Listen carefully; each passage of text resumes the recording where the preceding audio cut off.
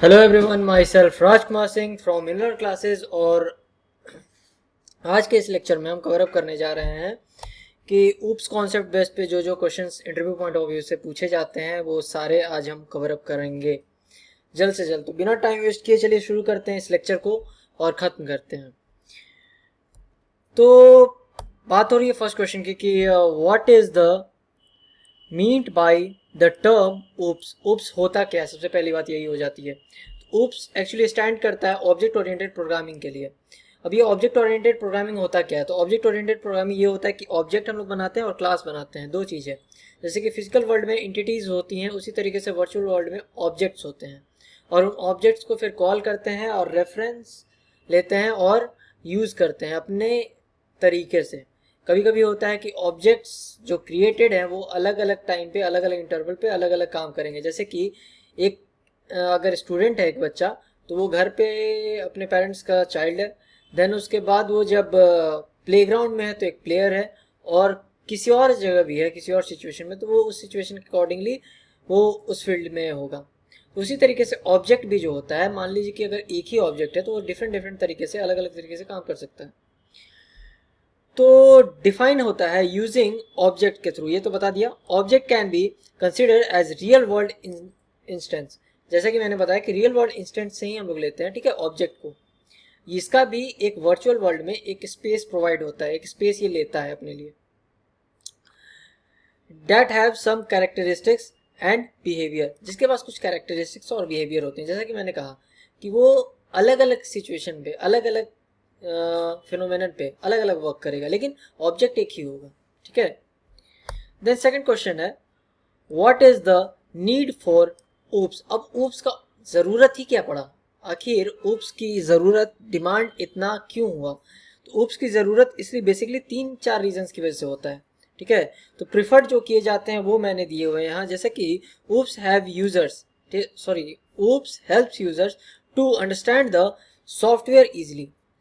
Oops जो होता है वो हेल्प करता है यूजर्स को, ठीक है, कि वो सॉफ्टवेयर को इजीली रन कर सके, एक इफेक्टिव वे में चला सके। Then all through they don't know the actual implementation, और ये एक्चुअल इम्प्लीमेंटेशन किस तरीके से होगा यूजर नहीं जानता है, तो ये ऊप्स कॉन्सेप्ट उसको हेल्प करता है कि वो सॉफ्टवेयर को इजीली वे में रन कर सके। देन विथ ऊप्स के थ्रू रीडेबिलिटी होता है, ठीक है। फिर उसके बाद मेंटेनेंस अच्छा इसका चलता है, ठीक है, मेंटेबिलिटी, फिर कोड इंक्रीज, बहुत अच्छे एक सिस्टमेटिक वे में सब कुछ होता है, कोड एक सिस्टमेटिक वे में लिखा हुआ रहता है। देन उसके बाद बल्क, जैसे कहते हैं कि मान लीजिए कि क्लासेस बनाते हैं, ठीक है, क्लासेस क्या होता है उसके बारे में एक ब्रीफ वीडियो बना दूंगा, ठीक है। उसमें एक्सप्लेन है कि क्लासेस क्या होता है। अगर आप जावा पढ़िएगा या C++ पढ़ने जाइएगा हमारे कोर्स पे inline.in पे विजिट करके आप इनरोलमेंट लीजिएगा, तो वहाँ पे आपको बता दिया जाएगा। तो ये सारी चीज़ें जो हैं वो ऊप्स के अंदर होती हैं मेनली। तो इवन वेरी बिग सॉफ्टवेयर, अगर कोई बड़ा सॉफ्टवेयर है, ठीक है, कैन बी इजिली रिटन, वो इजिली रिटन किया जा सकता है उन कोड्स को, और इम्प्लीमेंटेशंस किया जा सकता है, क्लासेस बनाए जा सकते हैं, और उन क्लासेस के बेसिस पे अलग अलग प्रॉपरली वो ऑब्जेक्ट वर्क करेगा। जैसे कि मान लेते हैं कि अगर एक क्लास है ए नाम से, ठीक है, उसके अंदर दिया हुआ है कि 5, ठीक है, और एक क्लास है बी नाम से, उसके अंदर दिया हुआ है 3, ठीक है। तो क्या होगा अगर मान लीजिए कि 5 के इस ऑब्जेक्ट को मैं यहाँ पे कॉल कर लूँ इन फ्यूचर, ठीक है, ये आपको ऊप्स में बताया जाएगा। तो ये सारी प्रॉपर्टी बी की, ठीक है, ये बी की सारी प्रॉपर्टी इस ए के पास होगी, ठीक है। और सी क्या करेगा, फिर सी के अंदर सी होगा जो कि इन दोनों को ऐड कर लेगा, 5 को और 3 को, और ये 8 होगा, और इस 8 को ये ऑब्जेक्ट कॉल कर लेगा। क्लियर? लेकिन ए के पास तो होगा इनहेरिटेंस, इसका एक प्रॉपर्टी होता है उसका, ठीक है। ए के पास तो प्रॉपर्टी है कि यहाँ बी की सारी प्रॉपर्टी वो इनहेरिट कर लेगा, लेकिन बी के पास ये प्रॉपर्टी नहीं है। बी को भी होगा तो हमें करना पड़ेगा, इनहेरिटेंस उसमें लगाना पड़ेगा, ठीक है, जो कि सुपर कीवर्ड होता है। आगे चलेगा तो बहुत पढ़ाऊंगा, उसमें समझाऊंगा तो इजीली वे में समझ आएगा। अभी के लिए इतना समझिए क्यों ज़रूरत है। तो ज़रूरत इसलिए है कि इंक्रीज करता है कोड के एक्यूरेसी को, रिडेबिलिटी को बढ़ाता है, मेंटेनेंस को बढ़ाता है, ये सारी चीज़ें ये बेहतर करता है। देन थर्ड क्वेश्चन है what are some major object oriented programming language. अब कौन कौन से major object oriented programming language होते हैं। ऑब्जेक्ट ओरिएंटेड प्रोग्रामिंग जो होता है ऊप्स, ये तो एक छोटा सा पार्ट है, बट ये किस किस तरीके से सभी के साथ मिलकर इंटीग्रेट होकर काम करता है, ये कौन कौन से लैंग्वेजेस है जिसके साथ ये काम करता है। तो उसमें बेसिकली मेनली आते हैं जैसे कि जावा आता है, देन सी प्लस प्लस आता है, जावा स्क्रिप्ट आता है, पाइथन आता है और पीएचपी आता है। इन सब पे ऊप्स हम लोग यूज करते हैं, आप भी यूज कीजिएगा पढ़िएगा तो। चलिए नेक्स्ट क्वेश्चन की ओर बढ़ते हैं जो कि है fourth question, what are the main features of OOPs. अब मेन फीचर्स ऊप्स के होते क्या हैं।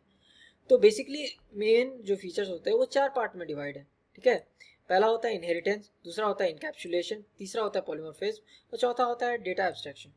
इनहेरिटेंस क्या होता है कि डेटा के जो भी प्रॉपर्टीज हुआ, जैसे कि मैंने बताया था ना अभी थोड़ी देर पहले कि बी की जो प्रॉपर्टी है, ठीक है, बी क्या किया है कि ए की प्रॉपर्टी को इनहेरिट कर लिया है, ठीक है। तो ए में जो भी डेटा है वो सारे डेटा बी में ऑटोमेटिकली आ चुके हैं, लेकिन ए के पास बी का डेटा नहीं है, ठीक है। तो ये होता है इनहेरिटेंस कि किसी के डेटा को हम लोग दूसरे में हम लोग इनहेरिट कर सकते हैं।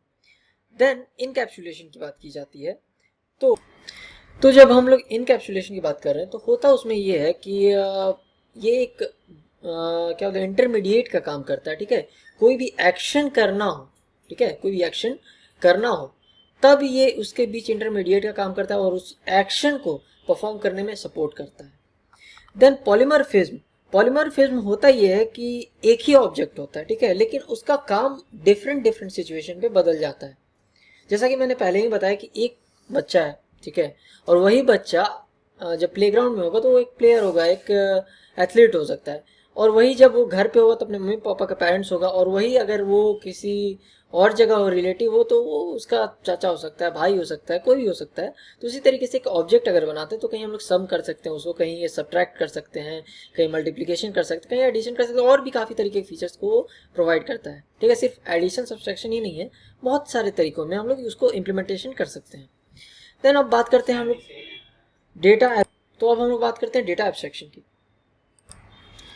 डेटा एब्स्ट्रैक्शन में होता ये है कि बेसिकली जो हमारा अगर मान लीजिए कि कोई भी टास्क हम लोग परफॉर्म कर रहे हैं, बट हम लोग चाहते हैं कि जो यूज़र है, जो यूज़र शो कर रहा है, जो देख रहा है, वो कुछ चीज़ें उससे हिडन हो, ठीक है, कुछ चीज़ें हम छिपाएं, तो उसमें हम लोग डेटा एब्स्ट्रैक्शन का काम करते हैं, ठीक है। अगर आपको इसको ब्रीफ में पढ़ना है तो आपको inlearn.in पे विजिट कर सकते हैं, वहाँ पे इनरोलमेंट हो सकते हैं। और इस वक्त आप लोगों के लिए ऑफ़र भी है कि अगर 100 लोगों के लिए है, ठीक है, सीट्स फुल हो जाएंगे, इसीलिए बेहतर होगा जल्द से जल्द जा करके इनरोलमेंट आप ले लें। अभी HTML का कोर्स है जो कि एकदम फ्री ऑफ कॉस्ट है, आप इनरोलमेंट ले सकते हैं। देन उसके बाद और भी कोर्सेज अपलोड हो रहे हैं, तो वो एक सिंपल और एक एफिशिएंट वे में हो रही हैं और कम प्राइस में हो रही है, चीप में है, तो आपके लिए बेहतर से बेहतर मिलेगा। और अगर कोई भी इशू होगा तो आप टाइम शेड्यूल करवा सकते हैं, हम आपसे मिल सकते हैं और आपकी जो भी प्रॉब्लम्स होगा उसको हम लोग सॉल्व करने की पूरी कोशिश करेंगे। चलिए लास्ट क्वेश्चन की ओर बढ़ते हैं जो कि है हमारा व्हाट इज द, एक मिनट, हाँ, what is the difference between overloading and overriding. अब ओवरलोडिंग और ओवरराइडिंग होता क्या है, ये एक इंपॉर्टेंट टॉपिक होता है, ठीक है। तो एक स्मॉल वे में बताता हूँ कि ओवरलोडिंग क्या होता है और ओवरराइडिंग क्या होता है। तो ओवरलोडिंग क्या होता है, वो कंपाइल टाइम पॉलीमॉर्फिज्म होता है, ठीक है, बस इतना समझिए। फीचर फर्दर इसमें अगर बात किया जाए तो इसमें होता ये है कि एक एंटिटी होता है जो कि मल्टीपल इम्प्लीमेंटेशंस करता है, ठीक है, मल्टीपल तरीके का इम्प्लीमेंटेशन करता है एक ही नाम से, ठीक है, एक ही नाम होता है और काफ़ी सारे काम ये करता है। और मेथड ओवरलोडिंग और इसको ऑपरेटर ओवरलोडिंग भी हम लोग कहते हैं एग्जाम्पल के तौर पे। और ओवरलोडिंग कहने का मतलब हो गया कि क्लासेस के तौर पे, ठीक है, क्लासेस जो बनाते हैं वो अलग अलग क्लासेस होते हैं ना, तो एक ही नाम से बना सकते हैं और काम ये एक तरीके का वो करेगा, ठीक है। ओवर राइडिंग की बात की जाए तो क्लास के अंदर, ठीक है, क्लास के अंदर अगर कोई फंक्शन बनाए हैं, उसी फंक्शन को कॉल करके दूसरे क्लास में अगर हमें ज़रूरत हो तो वो ओवर राइडिंग के अंडर आता है, ठीक है। नाम भी लेकिन उसमें भी एक ही होता है, उसमें भी नाम चेंज नहीं होता है, इसीलिए लिख दिया है कि over riding is a run time polymorphism. ये भी एक रन टाइम पॉलीमॉर्फिज्म है, लेकिन होता क्या है, ये वाला जो है, ये फंक्शन ओवरलोडिंग, ये क्या होता है कि ये आपका क्लास होता है, ठीक है, अलग अलग क्लासेस होता है। और ये क्या होता है कि ओवरराइडिंग क्या होता है, वो क्लास के अंदर ही होता है और एक ही नाम से दोनों ही होता है और दोनों ही इम्प्लीमेंटेशन को काम करता है। और इसका फीचर्स ये है कि that has the same name, इसका भी नाम सेम होता है, but its implementation changes during execution. Execution के अकॉर्डिंगली इसके इम्प्लीमेंटेशन चेंज होते रहते हैं। बट बात किया जाए अगर हम लोग ओवरराइडिंग पे, तो ओवरराइडिंग क्लासेस जब बनाते हैं तो वो थोड़ा वक्त लेता है, फिर उसके बाद चेंज होता है। ठीक है, ऐसा नहीं कि उसमें चेंज नहीं होता, उसमें भी होता है, लेकिन उसमें थोड़ा सा वक्त लगता है। तो ये काफ़ी सारी चीज़ें थी जो कि हमने कंप्लीट कर ली हैं। अब यही मुझे बताना था कि HTML का कोर्स फ्री में अभी बिक रहा है और 100 सीट्स ही मिल रहे हैं, प्रोवाइड हो रही हैं आप लोगों को। तो बेहतर होगा कि जल्द से जल्द जाके इनरोलमेंट कर लें और अपना जो नॉलेज करना है, आपको नॉलेज गेन करना है, वो आप कर सकते हैं। ठीक है, हमारे साथ मिल करके। और कोई भी प्रॉब्लम होगा तो हम आपके साथ हमेशा रहेंगे। Thank you for your time and support everyone. Thank you so much.